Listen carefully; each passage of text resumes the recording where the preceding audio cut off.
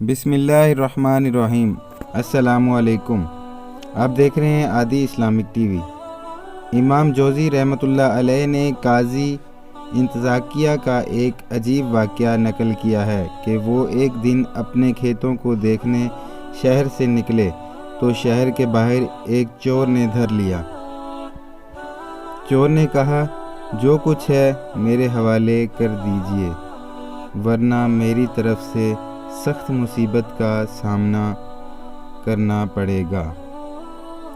قاضی نے کہا، خدا تیرا بھلا کرے، میں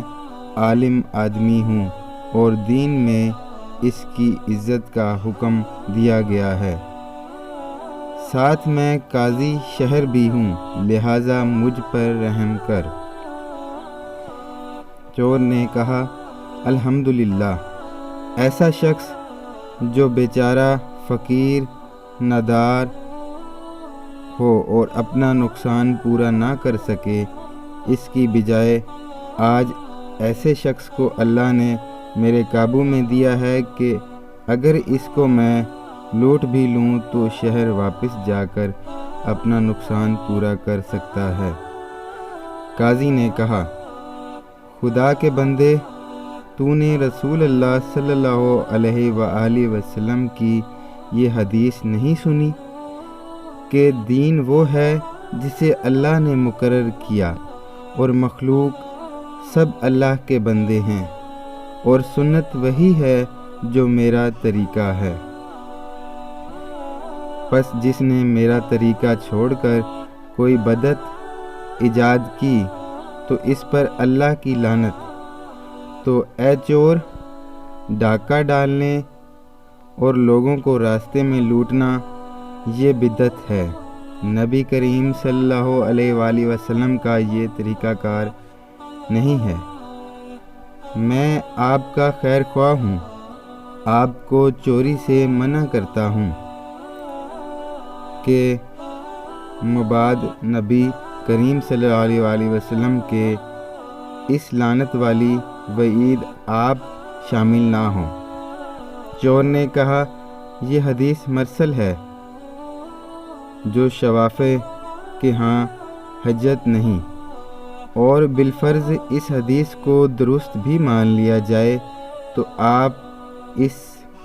چور کے بارے میں کیا خیال ہے جو بالکل کلاش ہو، فاقوں نے اس کے گھر میں ڈیرے ڈال دیے ہوں اور ایک وقت کے کھانے کا بھی کوئی اسرا نہ ہو؟ ایسی صورت میں ایسے شخص کے لیے آپ کا مال بالکل پاک و حلال ہے، کیونکہ امام مالک رحمۃ اللہ علیہ نے حضرت عبداللہ بن عمر رضی اللہ تعالی عنہ سے روایت فرمایا کہ دنیا اگر محض خون ہوتی تو مومن اس میں سے کھانا حلال ہوتا۔ نیز علماء کا اس پر اتفاق ہے کہ اگر آدمی کو اپنے یا خاندان کے مارے جانے کا خوف ہو تو اس لیے دوسرے کا مال حلال ہے، اور اللہ کی قسم میں اسی حالت میں گزر رہا ہوں، لہٰذا اشرافت سے سارا مال میرے حوالے کر دو۔ قاضی نے کہا، اچھا، اگر معاملہ ایسا ہی ہے تو مجھے اپنے کھیتوں میں جانے دو، وہاں میرے غلام و خادم نے آج جو اناج بیچا ہوگا اس کا مال میں ان سے لے کر واپس آ کر آپ کے حوالے کر دیتا ہوں۔ چور نے کہا، ہرگز نہیں، آپ کی حالت اس وقت پرندے کی مانند ہے جو ایک دفعہ پنجرے سے نکل گیا، پھر اسے پکڑنا مشکل ہے۔ مجھے یقین نہیں کہ ایک دفعہ میرے ہاتھ سے نکل جانے کے بعد آپ دوبارہ واپس لوٹیں گے۔ قاضی نے کہا، میں آپ کو قسم دینے کو تیار ہوں کہ انشاءاللہ میں نے جو وعدہ آپ سے کیا ہے اسے پورا کروں گا۔ چور نے کہا، امام مالک رحمۃ اللہ علیہ فرماتے ہیں، مجبوری کی قسم کا اعتبار نہیں۔ اسی طرح قرآن میں بھی ہے، الا من اکرہ و قلبہ مطمئن بالا ایمان۔ مجبور آدمی زبان سے کلمہ کفر بول سکتا ہے تو مجبوری کی حالت میں جب کلمہ کفر بولنے کی اجازت ہے تو جھوٹی قسم بھی کھائی جا سکتی ہے۔ لہٰذا فضول بحث سے پرہیز کریں اور جو کچھ آپ کے پاس ہے میرے حوالے کر دیں۔ قاضی اس پر لاجواب ہو گیا اور اپنی سواری، مال، کپڑے سوائے شلوار کے اس کے حوالے کر دیے۔ چور نے کہا، شلوار بھی اتار کر دیں۔ قاضی نے کہا، اللہ کے بندے، نماز کا وقت ہو چکا ہے اور بغیر کپڑوں کے نماز جائز نہیں۔ قرآن کریم میں بھی ہے، فَجُوزُوا جنتکم عندک المسجد، اور اس آیات کا معنی تفاسیر میں یہی بیان کیا گیا ہے کہ نماز کے وقت کپڑے پہنے رکھو، نیز شلوار حوالے کرنے پر میری بے پردگی ہوگی،